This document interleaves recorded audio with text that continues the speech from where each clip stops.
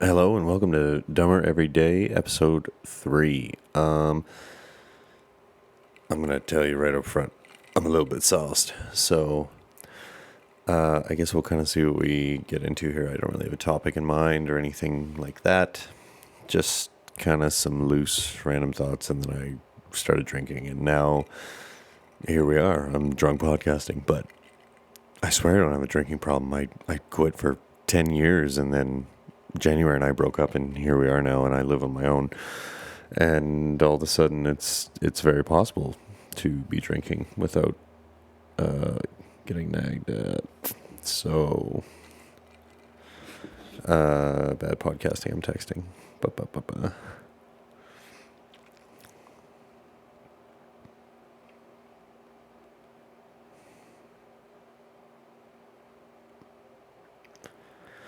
Anyway, what's on my mind?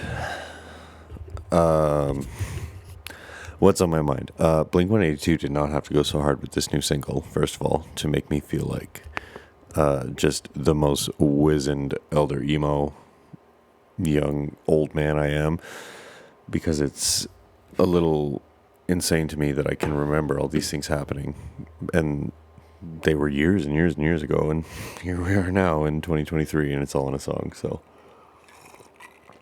no. I had a big idea for this episode. I was gonna, because I have all these voice notes from when, April and I were together as the relationship kind of slowly declined and then rapidly declined. So I have all these voice notes from kind of documenting my thoughts, and it was like all these things I couldn't say to her because I didn't know how they'd be received. And then, hang on, we're gonna pivot here. Is this possible? Oh, it's possible. Oh, all right. We screwed it up here. I stopped recording for a second. So, yeah, I have all these voice notes from when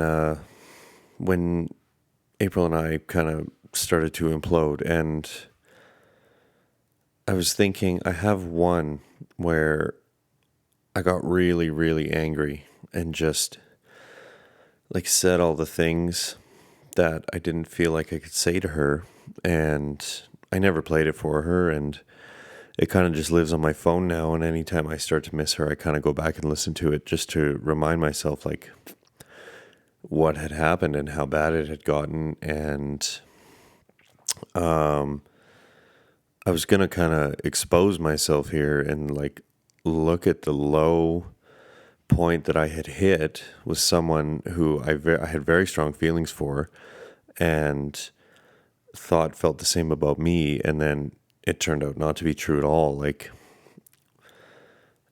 and like, what does that say kind of about me and not so much her? Because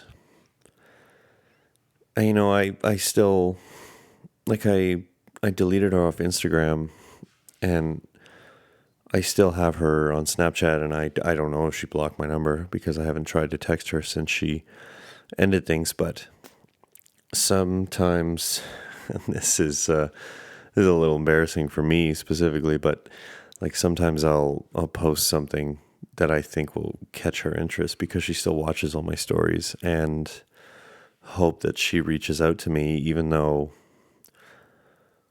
like I don't want her to, because I don't know, it's hard to explain. Like, I want to talk to her because the way it ended was really unsatisfying, and there was no kind of closure for me, and there never will be, because I'm not going to reach out to her. I think that would just be an exercise in how badly can I hurt my own feelings, right? But if she was to reach out to me, well, that's a different story. But I don't know. I just kind of want to it's just me maybe being a shit disturber. Like, I just want to provoke her. And I was thinking about her on the drive home today, just because I end up just the way I have to get to my new place now. Like, I end up having to drive past her neighborhood if that's the fastest way. So of course I'm gonna. Oh fuck me, God! Excuse me. Of course I'm gonna think about her as I drive through her fucking neighborhood, but I just think it's kind of funny. Like, I have this in my head that, like, I still look for you in every white Civic and white sedan, right? Like, and I don't know. It's like a weird place to be, because, like, I'm so mad at her and I'm so upset with her. Like how could you treat me like this after everything you told me? And, like, you told me you understood what I was looking for, and you told me you knew where I was coming from. And, like, you really made it seem like, hey, we're on the same page and we want the same things. And then it turned out that that wasn't the case very quickly, shockingly. So I'm upset, obviously. And then there's the little kid part of me that's like, well, I want to hurt you. I want to get back at you for hurting me. And, like, that's kind of silly, obviously. It just didn't work out, and she's very clearly living her best life and not thinking about me. So, why am I wasting so much mental horsepower on this? And I think it was just because of, like, how much she managed to hurt me. And she was the first serious relationship I was in after January, and she kind of made me realize a lot of things about myself and the way I date, and helped me work through a lot of that stuff until it was too much for her. And it just feels very incomplete now, the way it ended. And I don't know, it just kind of seemed, and this might just be like Hollywood perspective on things, like, it seemed like it should have had a more satisfying ending, and it didn't. And now I'm kind of left with a lot of unanswered questions. And like, why did you treat me like this? Like, what changed? Why didn't you ever talk to me? And it's just, I don't know. I don't like a mystery. I don't like an open ending. So this kind of drives me nuts, but I'm too proud to just reach out to her and ask her, partially because, like, I don't know how that would be received, right? Like, I feel like she feels very negatively towards me, which kind of upsets me, obviously, because she was very important to me. And I swear I didn't sit down to do a podcast here just to bitch and whine about April and how that ended, but it's just kind of what was on my mind today on the drive home. And, like, I don't know, I'm just frustrated with dating, and how, I don't know if it's my lack of experience or just the way I am that makes this so difficult for me. But, like, I'm trying, like, so hard to be so much more chill with May, and it's so difficult to not be like I was when I was with April. But I don't know, it's excuse me, it kind of seems like I'm going about it a little better. Like, I had to reach out today and just kind of ask her straight up, like, what are we doing here? Because I really kind of feel like I'm wasting my time with you. And if that's the case, like I really like you, but I'm not going to invest in somebody who isn't willing to kind of work with me. So I don't know. And maybe this should, if this doesn't work out, like this should maybe be a lesson to me about dating outside my age range. Because, like I said in the first episode, like I very clearly have a type here, and that type seems to only know how to hurt me. So maybe it's time to date a woman my own age, but we're not there yet. Let's maybe learn this lesson again one more time, very painfully. But I also feel like I'm in a much better spot than I was when April and I got together, and like I was lying to myself and I was lying to her. And if she ever hears this, like it had nothing to do with January. I don't know why you couldn't let that go. And it was everything to do with me, and then it was everything to do with how you were treating me. On the off chance that she ever finds these, or I accidentally doxed myself and leaked them. But yeah, it was. She never believed me that I was not over January, but that that I didn't want to go back to her, and I could never figure out a way to kind of make her understand. And yeah, that's half of why I was telling somebody today, like that's half of why, well, I told the therapist yesterday when we were talking, like this is a big reason I started the podcast, is because like I can communicate so well and eloquently with the written word, but verbally I'm very, very weak, and pair that with like a real lack of self-confidence and a lack of self-worth and value, it kind of makes me a walking doormat, which is what I'm trying to change and not be anymore. So while the therapist is building my confidence back up, I thought, well, let's pair this newfound confidence that I'm developing with maybe a newfound verbal ability, so that I have the confidence to say, like, this is a boundary I'm setting, and if you can't respect that, then like there's the door. But at some point, I think the therapist and I are going to have to kind of talk about, oh gosh, I'm a space cadet. I got to stop doing these after like I've had a real rough day like today was, but I totally lost my train of thought. At some point, like I feel like the therapist and I are going to have to drill down and be like, okay, well, we've kind of identified like a lot of why you don't have any confidence and why you feel so negatively about yourself, but like where does this aversion to conflict come from? And I feel like I know it's probably from my parents,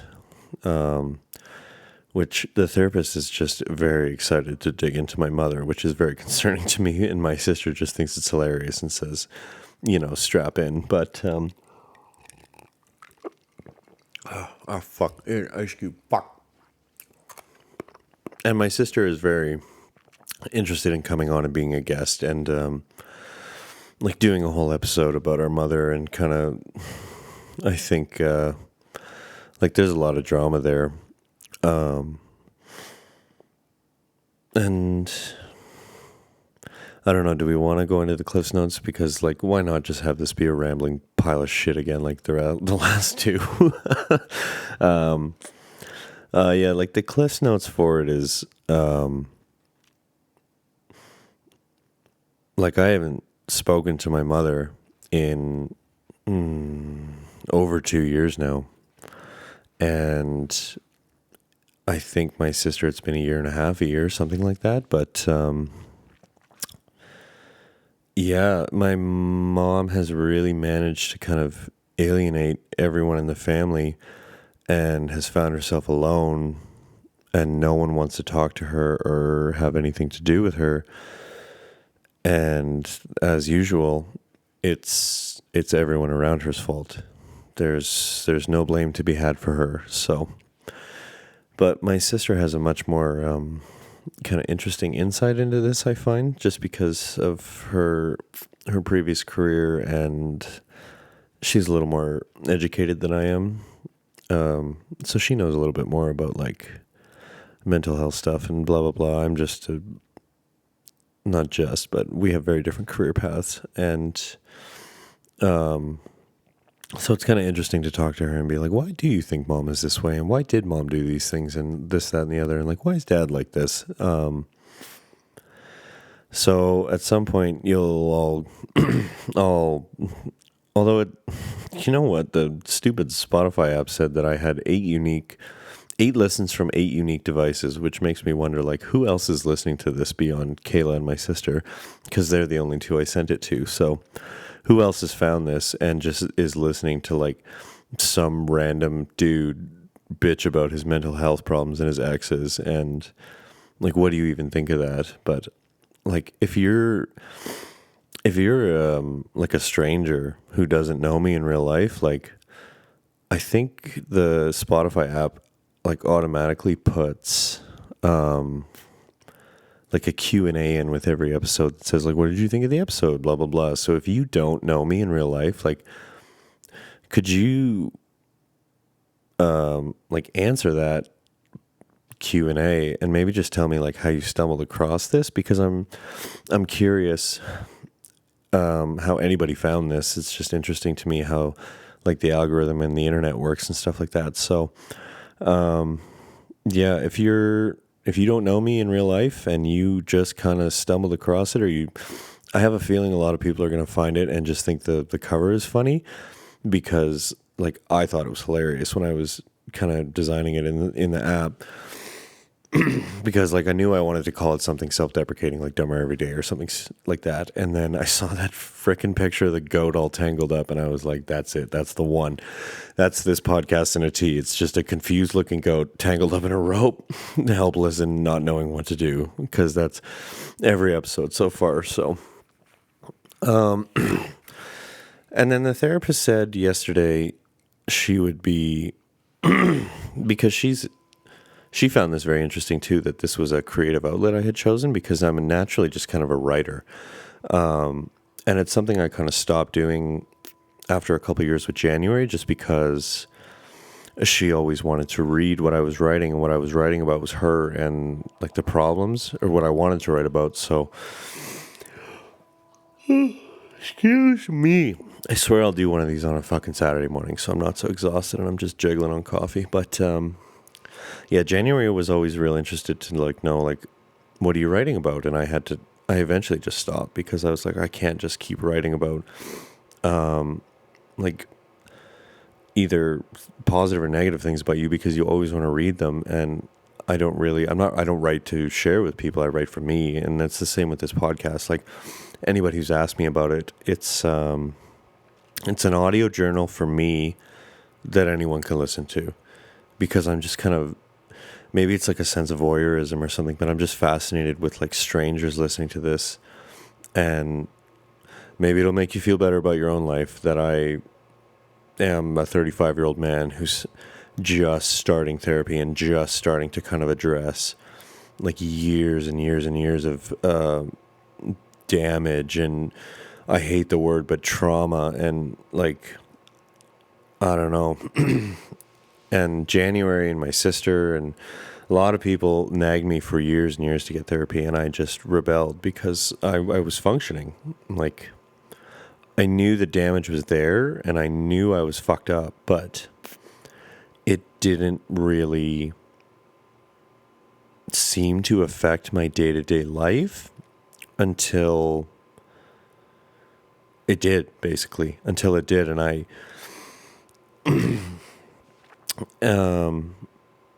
hang 10, I need to make another drink. So we were talking about, sorry, that was more than 10 minutes. Yeah, how I probably needed therapy for years and just rebelled against it, because like I said, I was functioning, probably not at the level everyone thought I was, but,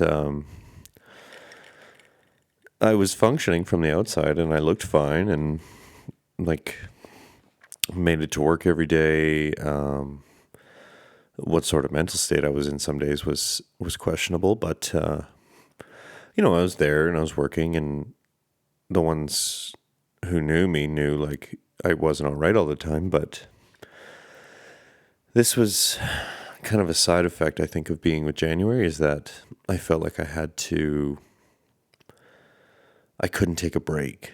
Like I couldn't do anything but move forward in my career and like take the next step, because I had to provide for us, and like there was no going backwards, because it meant failing as the provider for her. And that really led me to kind of stay in a position I didn't feel I was qualified for, and like really, really stressed me out. And I had ulcers and all kinds of health problems, and I've got all kinds of grays now from that and from her. And it was this constant sense of like feeling like I was failing, like as a partner and as a provider and protector for her. That, and in the end, that's one of the things she told me when it ended is like, I don't remember how it came up, but I had said like it's my job to protect you, and she said, well, you have not been doing a very good job lately. And that really kind of cut me deep, because a lot of my identity is kind of tied up in being the protector and the provider, and like your typical like gender role of a man, and not like today's definition, but like the actual traditional one for as the provider for the family and the protector. And a lot of my identity is and kind of was tied up in that. So to be told that like I failed at that really wasn't a good feeling, I guess. But that's another one of many things I'm dealing with in therapy. Like it's not all on my shoulders, and this is just another lovely gift from my mother. But so yeah, I seemed fine, and I seemed functioning, and I knew how to put the mask on, but inside I was like constantly stressed and worried about failing and hurt and fucking up. And I just had this constant fear of failure. And then like, what if I lose my job? Like, what are we going to do? Like, I'm not really qualified for anything anymore after I've been in this career field for so long. Like, and at the time, I really, really hated my job, but I felt like I couldn't quit, because it's a very comfortable income that I've kind of grown accustomed to. And to start over and take a massive pay cut would have been a huge step back for us. And especially with me basically being the sole income in that relationship, like there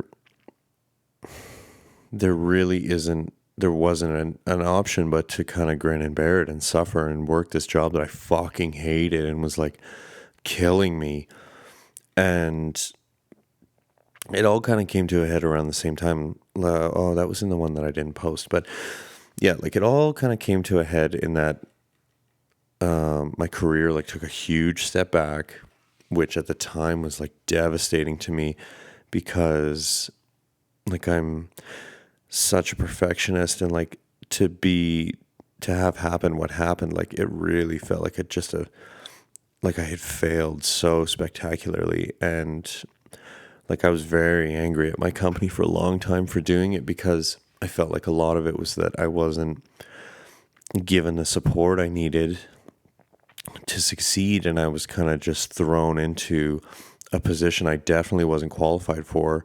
And then like it was a surprise Pikachu meme when I obviously crashed and burned. Like, and being a few years removed from it now, like I can see like I wasn't ready for that role that I was in, and I don't know that I'll ever go back to it. Like they've asked me more than one time, like, we'd like you to step back into a leadership role. And every time I say, Like, guys, it's not worth it to me. Like there's no pay raise. Like, it's 10 times the work. Like, it's a lot of stress, and it's a lot of dealing with you guys one on one.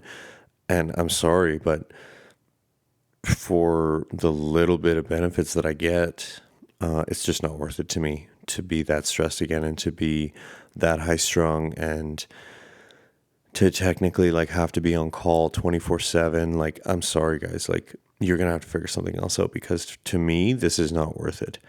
And it kind of, it got to a point there right before it all kind of fell apart, where I was starting to realize what's more important, like making like as much money as possible, or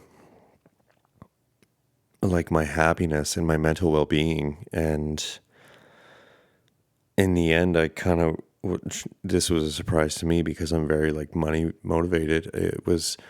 I decided like my own well-being is much more important to me than advancing another notch up this ladder where there's a very definite ceiling of how high I can go.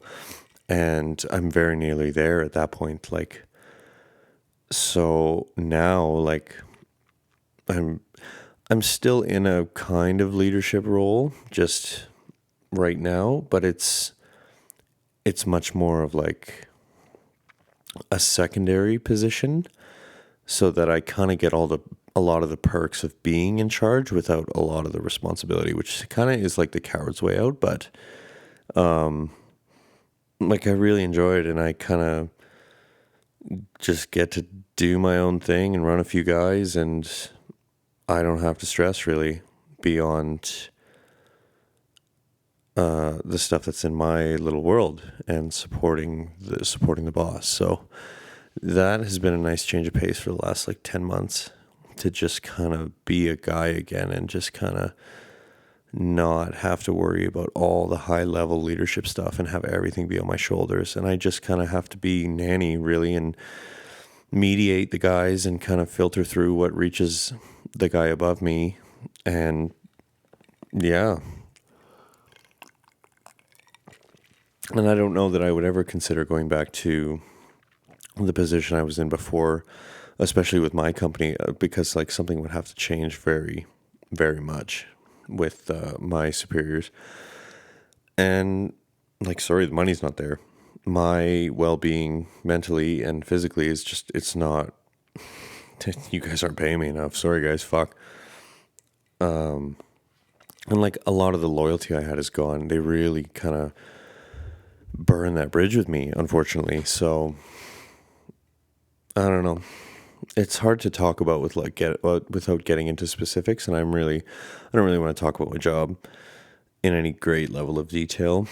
But circling back to kind of therapy, like January just not begged me, but she would tell me like, and especially when she kind of started, she would come to me and be like, I can really see how this would help you. And I know you so well at this point that like, I know you have a lot of unresolved stuff from a past relationship and your parents' divorce and your mom and all this stuff that's happened the last few years with her, and like your some of that stuff. So, and I honestly at the time I couldn't afford it because I was paying for our life, and so it just wasn't really an option, because on paper, like, I make so much money, and then there's not a lot of subsidies when on paper you make what I do, because sorry, that number's too big. You should be able to afford this. So there really wasn't much I could do. But now, like, I'm single and a lot more chill, and I don't know, I've found the money now, and I started going for April really more than anything, because I could see that I had unresolved like anxious attachment stuff and insecurities, and I needed all this reassurance from her, and I could see that it was going to be a problem, and I wanted to try and get out in front of it, and I got out in front of it too late, and it did become too much of a problem. But that was also the wrong reason to start doing it, was for her.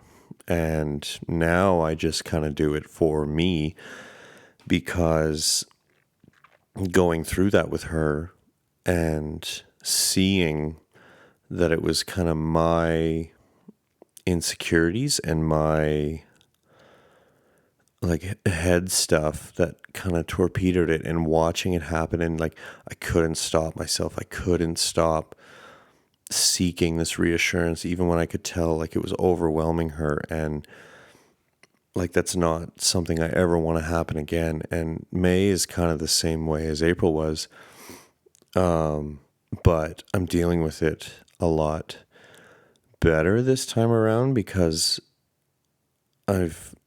I'm able to identify, like, you are seeking validation from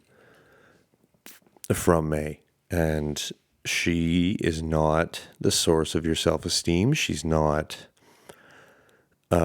she can't affect your mood like April did. Like, and I'm able to kind of get ahead of the thoughts and kind of be like, and turn them around and say, like, as an example, May tends to kind of fall off the planet for an hour, 3 hours at a time when and I know she's studying, she's at school, she's working, but I tend to catastrophize in my head that I'm being ignored.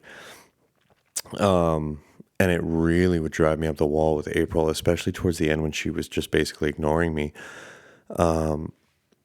Where I was like, I don't need you. I would like you to be texting me all the time, but I understand that that's not feasible. But if you're gonna like vanish for hours at a time, like, could you let me know? And like, I guess that was too much to ask for. But with May, like, I'm in a much better headspace to be like,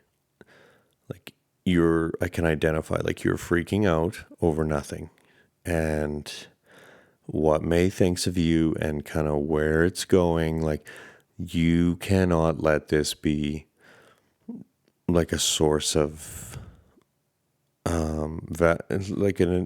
you can't, for fuck's sake, what am I trying to say here? Like, you can't be defined by this relationship, and it cannot be a source of self-esteem for you. It just cratered things with April. So, and I still get anxious and flighty and kind of upset when she does it, but not nearly to the degree that I did with April. Like, I don't know. So I guess that means we're making progress. That's what the therapist tells me anyway. But I can definitely see how I probably should have been doing this from my early 20s, honestly. But back then, I guess my therapy was kind of the bar. And I know I must seem like just an alcoholic because I'm always drinking when I do these. But like, when January and I got together, I pretty well quit drinking for like 10 years. It was a rare occurrence for me to get like real sauced. I think the only time I really broke that is when I was working out of town for 6 months and living in a house with 3 other dudes, and it was like we were working 60, 70-hour weeks with 1 day off. So we'd come home from work and it was like, well, there's really nothing to do but talk and drink, and I kind of fucking don't want to talk to any of you guys, so you want to get shit-faced? And we would just sit down and get wasted every night. So that was the only time in 10 years, like, I really broke the no drinking rule.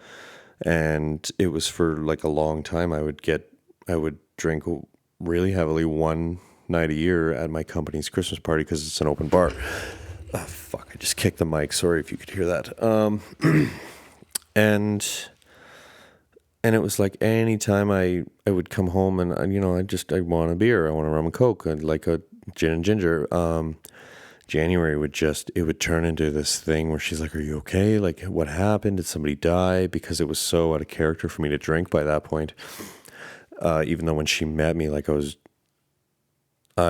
drinking quite a bit.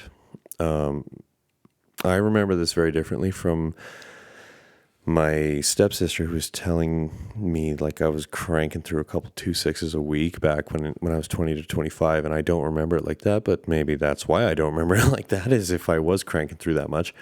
But